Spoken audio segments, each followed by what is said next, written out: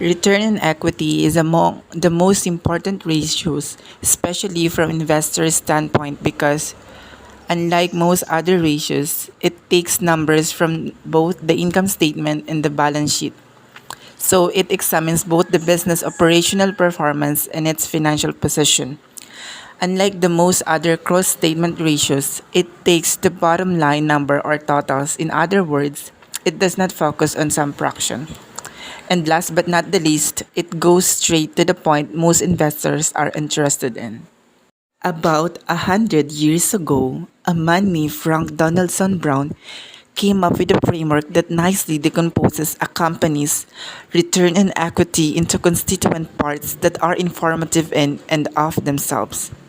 As Mr. Brown was the treasurer of the DuPont at the time, his framework became known as DuPont Analysis, also known as DuPont's model or DuPont's pyramid.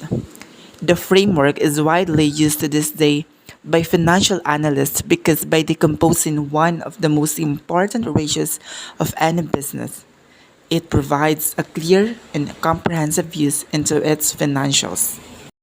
At present, investors and financial analysts from around the world still using it widely. This is the fundamental framework for performance assessment which consider various factors influencing investors' returns. That is why its starting point is the returning on equity measures. The ratio between net income of a firm, the equity capital utilizes to achieve these profits.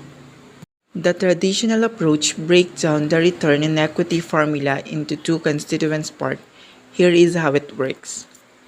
Return on equity is equal to net income over revenue. So, this is the net profit margin of a company. How about the revenue over average? So, this is the equity turnover indicator. Having clarified this, we can confidently say that return on equity is equal to net profit margin multiplied by equity turnover. Okay, let's perform the same task once again, but this time we multiply both numerator and denominator in equity turnover ratio by average total assets instead. So what's the result? Revenue over average total assets is the assets turnover. And the average assets over average equity is the financial leverage ratio, right? In short, this is how we get a traditional three-way DuPont model.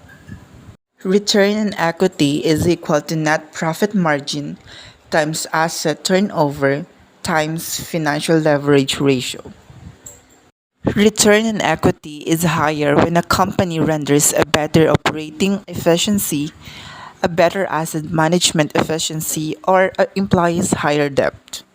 The three-way DuPont analysis is one of the most important formula in the world of financial analysis. The breakdown into three distinct components make it possible to establish which of the three has the biggest impact on change return on equity. The ultimate goal is to determine what causes the measures to fluctuate so that the management knows which problems to address. If the return on equity of a company goes up, this might be the result of increasing net profit margin or improving asset turnover. However, it might be the case the firm that increased its debt capital which needs to be tackled. Why? Because higher leverage is always associated with higher risk. Next, we will now move on to another way of calculating return on equity. Next. The net profit margin can be decomposed further so that we can see the relationship between operating profit, interest burden, and tax burden. So we can see that overall profitability depends on the profitability of the company's operations, but also on how it has to go to its creditors and the tax authorities. The first two ratios maximum value can be 1. That is the best possible scenario as far as profit is concerned. In that case, net profit is equal to operating profit and there is no taxation or interest payments.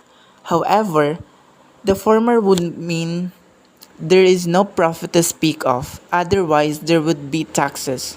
And the latter suggests no long term debt, which would turn in mean lower leverage, and so return on equity would most likely suffer under such arrangement. Have income statement in front of you. By definition, the tax burden is the amount of net income.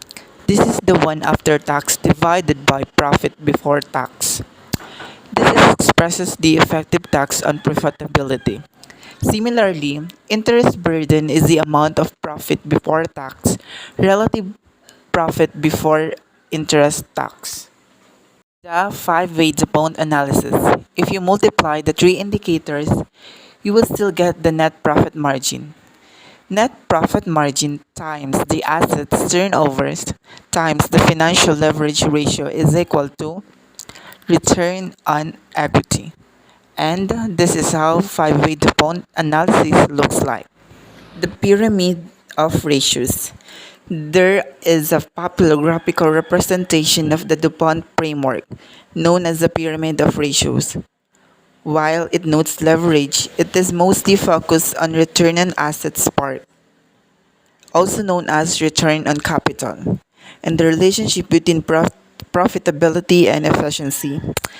Unfortunately, this is hard to represent over time, yet it can give a very clear picture of the situation at present and can be invaluable tool for managers and investors. The limitations of DuPont analysis dependent on the quality of the inputs. Next is the affected by accounting policies and estimates. Another disadvantages is the useful to compare companies of the same size, industry, capital structure only, and exposed to seasonality trends. Similar to the other ratios, DuPont analysis is only as good as the data that go into it. Accounting treatment of certain expenses, example, capitalization of interest, different cost flow methods, or etc., can distort the numbers that form the ratios. Therefore, analysts should be careful and make the necessary adjustments when comparing two companies. However, this is not unique to the DuPont's only. It can be stated for any other financial analysis method. It also does not reveal why certain ratios are higher or lower or even if they should be considered high or low per se. Still, looking at the DuPont framework over time and in comparison to industry average can quickly reveal what drives a company's return on equity, what could be the long-term implication of this, and should its management focus its effort on cost control, asset management, or the debt burden.